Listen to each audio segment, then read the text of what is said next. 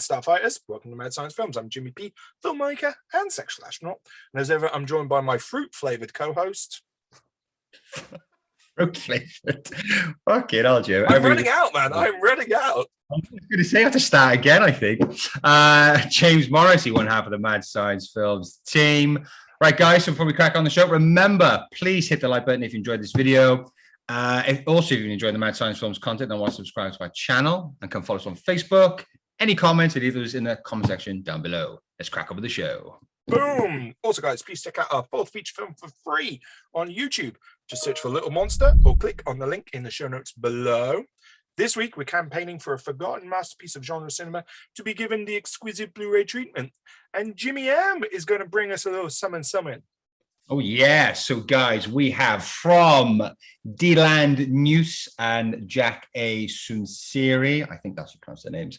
We have The Chillin' from 1989, starring Linda Blair and Dan Haggerty. Yeah. Here's the synopsis. Very brief. The bodies at a cryogenic center are defrosted by accident and turn into the cannibalistic zombies. When will we learn? Brilliant. This is good fun. So this is from, like I said, Deland News, who also is the DP for this film, and Jack Sunseri. Neither of these guys seem to have a lot of directing credits before or after this film, so bear that in mind as well. Yeah. But anyway, they bring you this very 80s zombie film, and for me, watching it, it just brought all these feelings up of watching 80s zombie horror films. It looked great. I love the setting. I love the warehouse. I love the cheesy lighting with the blue. I like the lightning effects.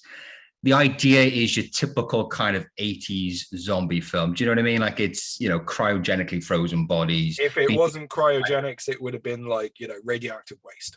Exactly. So it has all those kind of points to it, which I really enjoyed.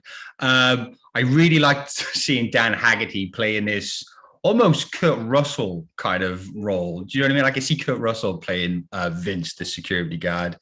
And for me, though, one thing which it did kind of falter a little bit was the zombie makeup effects. I felt it was a little bit kind of, they could have done with a Greg Nicotero on set for that. Do you know what I mean? They were just kind of like, heads, covering the heads, masks, weren't they? You have to kind of block that out a little bit. Like, if they would have been more upmarket, it would have been a bit better. But overall, good fun. Linda Blair being this very naive employer of the cryogenic center.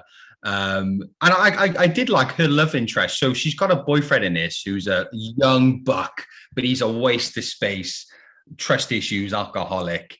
And I kind of like that her actual love interest ends up being this middle-aged, older businessman who's clearly hope for all of us, mate.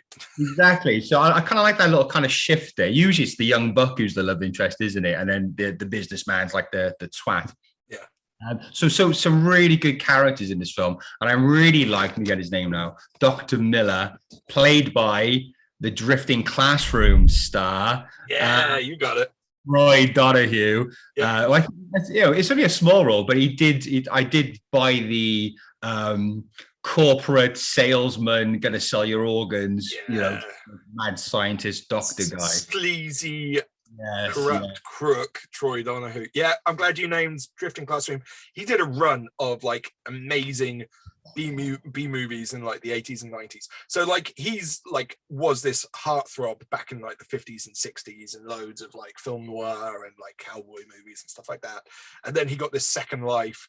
Yeah, like in the 70s he did loads of TV like Love Boat and all that kind of stuff. But then he had the second life of like just basically horror movies or weird messed up sci-fi stuff. And it's always fun, and he always gives his all to it. And he plays a really good sleaze, a really good sleaze. Very, very believable. I don't know what you think about this, but it does lack a bit of an edge, this film. Like, I wish it had a bit more of a like a gut busting scene or something a bit more horrific. Yeah. But I don't know whether that plays Well, if you're kind of looking for a film to introduce to a younger audience, I mean, there may be a couple of scenes you might have to slightly fast forward a little bit, but perhaps this could be like a stepping stone to those more kind of gruesome 80s zombie horror. I think you're probably right, mate. I think, it's a good gateway drug to zombie horrors. You know, it's the training bra of zombie horror films. Yeah, because the gore wasn't too over the top. There wasn't a lot of profanity. There's a couple of kind of Rudy scenes, I guess. I mean, and there was like the whole businessman, like I forgot his name now, Mr. I forgot his main guy. I don't know. I mean, that he's so vanilla. Yeah, he is. Yeah. Anyway, so the businessman whose wife is in cryogenics, but he's also got a son who just happens to be this psychopathic bank robber who ends up being put in a coma. So he ends up going inside this cryogenic chamber as well. So it's far-fetched, but of course it's a B movie. It's popcorn movie, isn't it? You just sit down, hour and a half wasted watching these tin-foiled wrapped zombies, and you watch, Reagan from Exorcist and Grizzly Adams fighting them to the death. So yeah, good fun. Yeah. B. I really dug it. There was a couple bits that I was kind of like, oh, wait a sec. Like, I don't know if the director, Mr. Sanseri or whatever, was making this almost as like anti-cryogenic propaganda. Yeah, what is the tagline again? The opening crawl like starts saying, it's against God's will and it may well be Satan's will. And I was just like, oh, okay. And then the next scene you see who you assume is the businessman's wife kind of getting mistreated, her corpse getting mistreated or whatever. And obviously, the guys behind the cryogenics that we're seeing in the film are crooks and are selling off body parts. You see protesters outside, and then the doctor later on in the hospital is almost like the writer's or the director's mouthpiece, who basically says, there's no scientific evidence, and this isn't God's will. And you're like, okay, all right, what's happened? And that kind of left a bit of a weird taste. I mean, if it was just pulpy exploitation fun, then fair enough. And they did the whole Walt Disney, Michael Jackson or MJ. I was like, wait, he wasn't dead in 93. What's that about? Theodore Roosevelt. And I was just like, oh, okay, that's kind of weird. But yeah. There was plenty of stuff to actually enjoy in there as well. We talked about Troy. Linda Blair, she is so nice in this film, like ridiculously nice. And like I thought it was setting up there to be a twist, like actually, perhaps she is a bit, evil or whatever, or crooked. But no, she is just a saint. And then becomes a bit of a love interest as well. Yeah, but I do like the fact that she is constantly accused of cheating by her drunk boyfriend, but then she quite happily arrives home for going on a date with a client and brings him to the door. And it's like, well, you kind of setting yourself up there, Linda Blair. Yeah. I also love the bit where I think it's after he brings in his son, and that subplot about his son being a bank robber was just a bizarre tangent, which I was kind of like, you could have simplified that, guys. But anyway, him and Linda Blair are sitting at the table, and he's talking about his troubles, and then she briefly mentions hers. And then we have a flashback, like a really badly inserted flashback, basically of her husband going, "You're a bitch," and then cut back. But I think again, this goes back to the point that the two directors of this film are very inexperienced directors. I think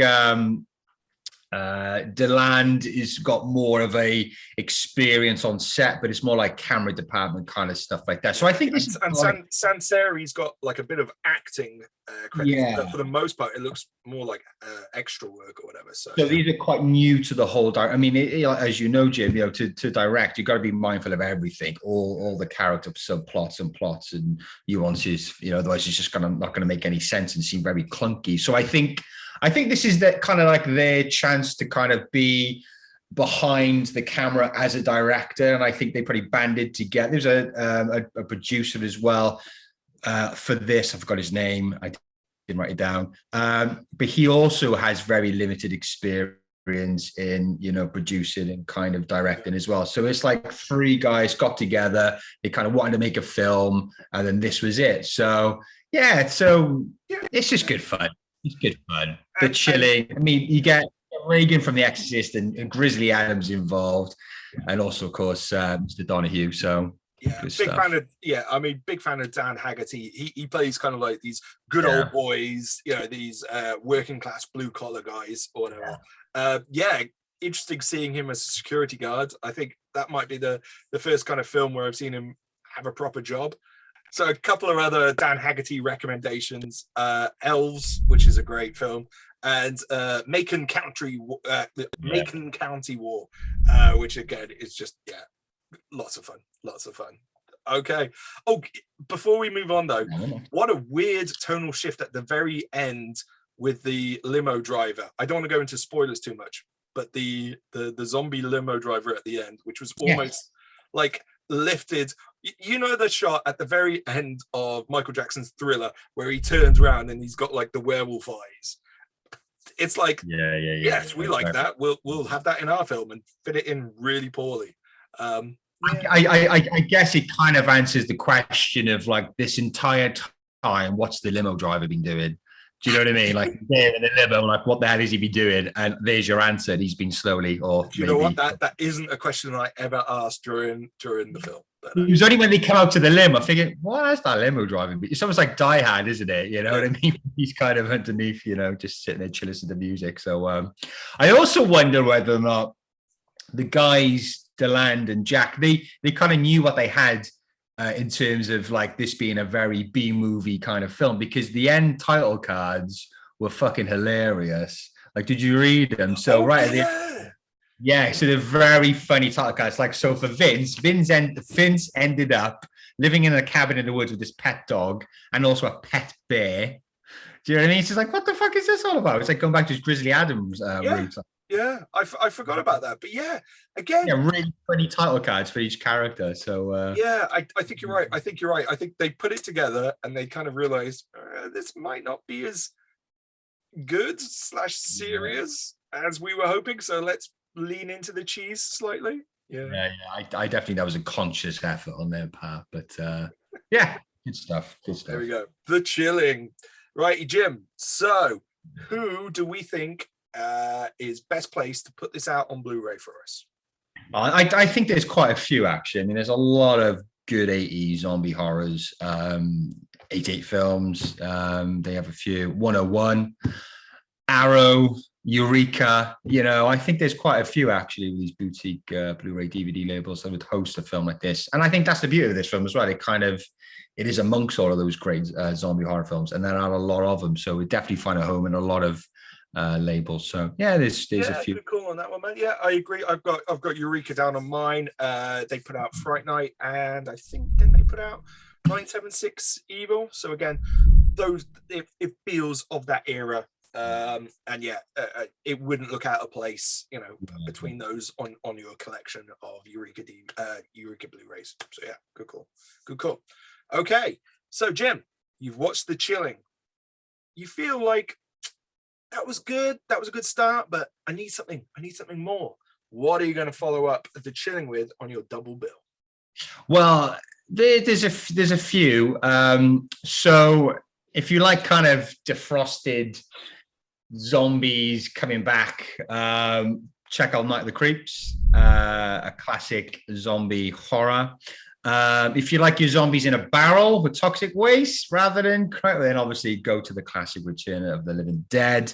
And if you like your zombies frozen at the end and electrocuted, then perhaps check out CHUD II, Bud the Chud, which is a great zombie film.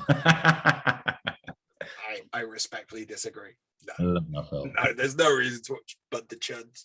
CHUD II, Bud the Chud. Class. All right, I've stuck with the cryogenics theme.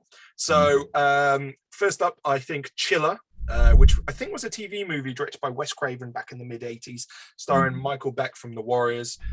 Brilliant, much more serious take, drama horror kind of thing. And it kind of does that thing of, if people come back, do they come back with a soul?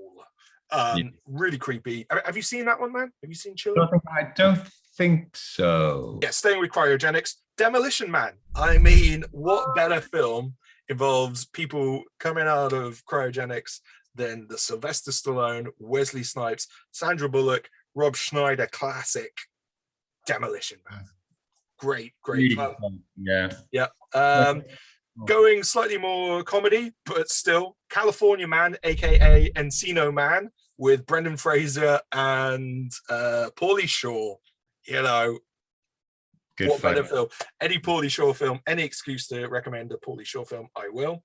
And then if you want to go a bit obscure, there's 1984's Polish film Sex Mission,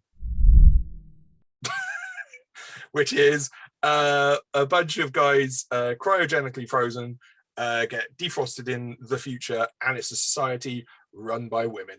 And comedy hijinks ensue. So, Sex Mission. That sounds like a Bravo film. They would have shown it like midnight on a Friday. Do you know what? You'd think so, but like a lot of Czech horror or sci-fi stuff, it gets really like philosophical at the same time in between some really lowbrow sex jokes. So it's a bizarre mix. You've got to check it out though. Sex Mission.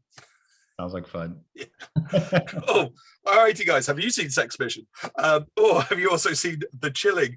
What did you guys think of The Chilling? And what do you think would go well following The Chilling? Perhaps, more in the zombie genre, as Jim was suggesting, or otherwise. And guys, we love viewer recommendations. So if you've got a film that you think deserves the beautiful Blu-ray treatment, please let us know in the comments down below, or ring up Jim and just harass him. And Jim, what's your phone number? So anyway, guys, if you do like this video, then please hit that like button. If you've been enjoying the Mad Science content and want to subscribe to our channel and come follow us on Facebook, if you have any comments or suggestions like Jim just said, then leave those in the comment section down below. Thank you and goodbye. Or ring Jim. Don't ring me. Don't ring. I'm not in.